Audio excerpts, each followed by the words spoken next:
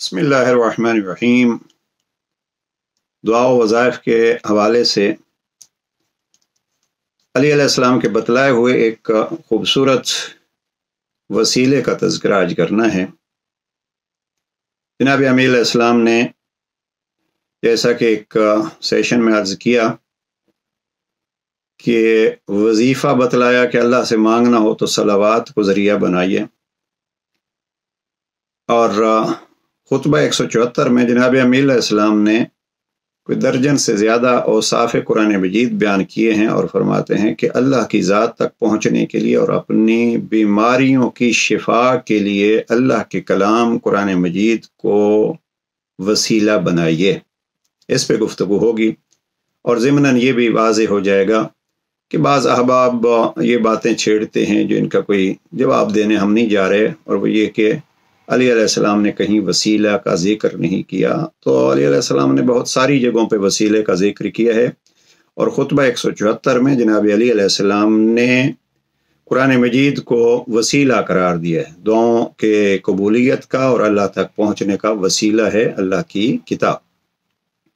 और जब अल्लाह की किताब का तज़किरा आता है तो अल्लाह की किताब का ही एक हिस्सा है जहाँ अल्लाह सुब्हानहु व तआला ने इरशाद फरमाया है, इन्नल्लाह व मलाइकतहु युसल्लूना अलन नबी या अय्युहल्लज़ीना आमनू सल्लु अलैहि व सल्लिमू तस्लीमा। तो ये दुरूद व सलाम भी इसी किताब का एक हुक्म है।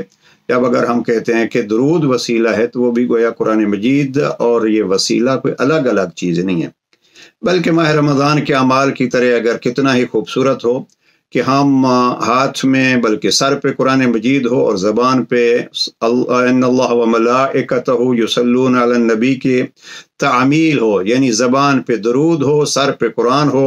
ये बतलाए हुए नुस्खे हैं अली इब्न अबी तालिब के, तो यकीनन अल्लाह की नज़र करम हमारी तरफ होगी। इस हवाले से जनाब अमी अलैहिस्सलाम ने वसीले के तौर पर क्या फरमाया। जनाब अमी अलैहिस्सलाम फरमाते हैं कि वअलम अन्नहु लैसा अला अहदिन बअदल कुरान मिन फाक़तिन। एक एक जुमला वज़ाहत तलब और ख़ूबसूरत जुमला है। जनाब अमी अलैहिस्सलाम फरमाते हैं कि आपको मालूम होना चाहिए कि कुरान मजीद के बाद आपको किसी और दस्तूर और लाए अमल की ज़रूरत नहीं है। वला लिअहदिन क़ब्ल कुरान मिन गिनन, और न कोई कुरान मजीद से पहले इस दस्तूर से बेनियाज है।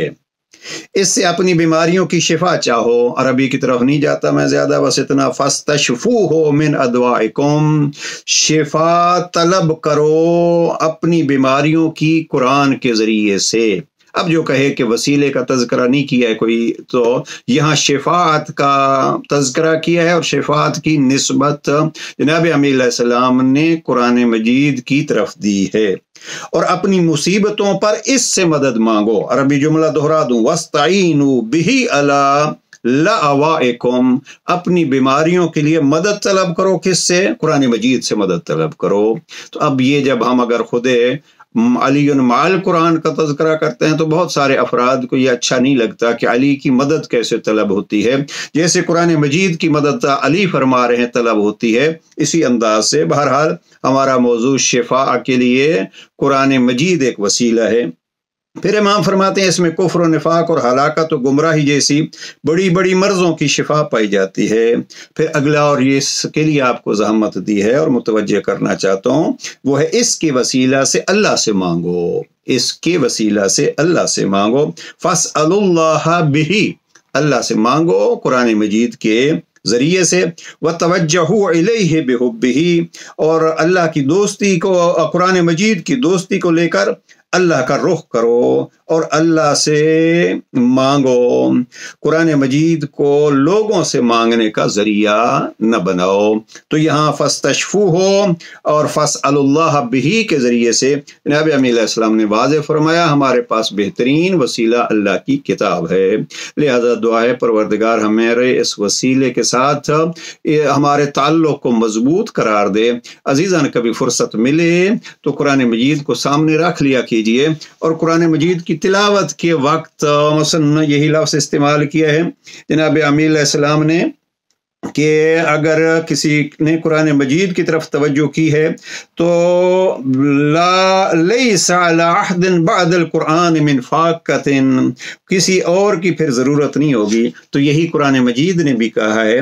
اگر آپ سورہ فاطر کو دیکھیے، ارشاد پروردگار ہوتا ہے یا ایھا الناس انتم الفقراء الی اللہ واللہ هو الغنی الحمید۔ اگر ہم فقیر بنا کے اس غنی اور حمید کی طرف رجوع کریں گے تو اس قرآن کی برکت سے انشاءاللہ ساری مشکلیں حل ہوں گی۔ پروردگار قرآن کو ہمارے لیے وسیلہ قرار دے۔